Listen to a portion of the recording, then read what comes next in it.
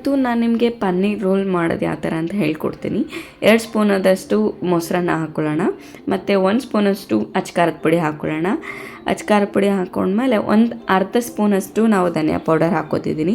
And ಮತ್ತು ಅರ್ಧ ಸ್ಪೂನಷ್ಟು ಗರಂ ಮಸಾಲ ಹಾಕ್ಕೊಳ್ಳೋಣ, ಮತ್ತು ರುಚಿಗೆ ತಕ್ಕಷ್ಟು ಉಪ್ಪು ಹಾಕ್ಕೊಳ್ಳೋಣ.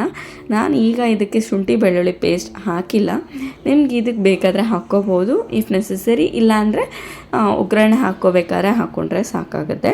ಸೊ ಈಗ ಎಲ್ಲ ಚೆನ್ನಾಗಿ ಮ್ಯಾರಿನೇಟ್ ಮಾಡ್ಕೊಳ್ಳೋಣ.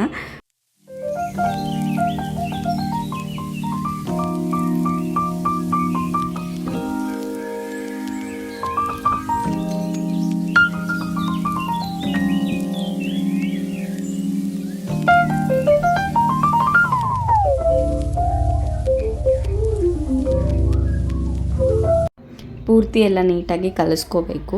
ಸೊ ಕಲಿಸ್ಕೊಂಡು ಆದಮೇಲೆ ಇದಕ್ಕೆ ನಾವು ಪನ್ನೀರ್ ಪೀಸಸ್ನ ಹಾಕ್ಕೊಳ್ಳೋಣ. ಚಿಕ್ಕದಾಗಿರಲಿ ಪನ್ನೀರ್ ಪೀಸಸ್, ಯಾಕಂದರೆ ನೀವು ತಿನ್ನಬೇಕಾದ್ರೆ ಬಾಯಿಗೆ ಚಿಕ್ಕದಾಗಿ ಸಿಕ್ಕಿದ್ರೆ ಚೆನ್ನಾಗಿರುತ್ತೆ ಅನ್ನೋ ಉದ್ದೇಶಕ್ಕೋಸ್ಕರ ನಾನು ಪನ್ನೀರ್ ಪೀಸ್ನ ಆ ಥರ ಮಾಡ್ಕೊಂಡಿದ್ದೀನಿ. ಆ್ಯಂಡ್ ಅದನ್ನು ಒಂದು 5 10 ನಿಮಿಷ ಬಿಟ್ಟರೆ ಚೆನ್ನಾಗಿ ಉಪ್ಪು ಖಾರ ಎಲ್ಲ ಪನ್ನೀರ್ಗೆ ಇಟ್ಕೊಳ್ಳುತ್ತೆ. ಸೊ ಅದಾದಮೇಲೆ ಎಣ್ಣೆಗೆ ಪನ್ನೀರ್ ಹಾಕ್ಕೊಂಡು ಸ್ವಲ್ಪ ಬಾಡಿಸ್ಕೊಳ್ಳೋಣ. ಒಂದು 5 ನಿಮಿಷ ಬಾಡಿಸ್ಕೊಂಡ್ರೆ ಸಾಕು. ಅದು ಪನ್ನೀರ್ ಸ್ವಲ್ಪ ಹಾಡಾಗೋವರೆಗೂ ಬಾಡಿಸ್ಕೊಳ್ಳೋಣ.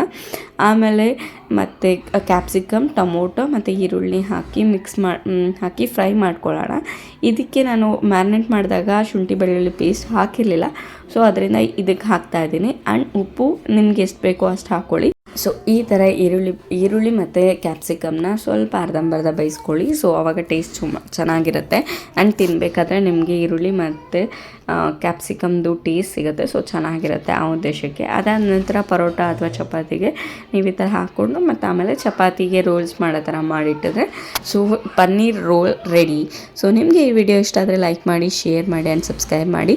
ಯಾರೆಲ್ಲ ವೀಡಿಯೋಸ್ ಹಾಗೆ ನೋಡ್ತಿರೋ ಪ್ಲೀಸ್ ಶೇರ್ ಮಾಡಿ ಆ್ಯಂಡ್ ಸಬ್ಸ್ಕ್ರೈಬ್ ಮಾಡಿ. And thank you.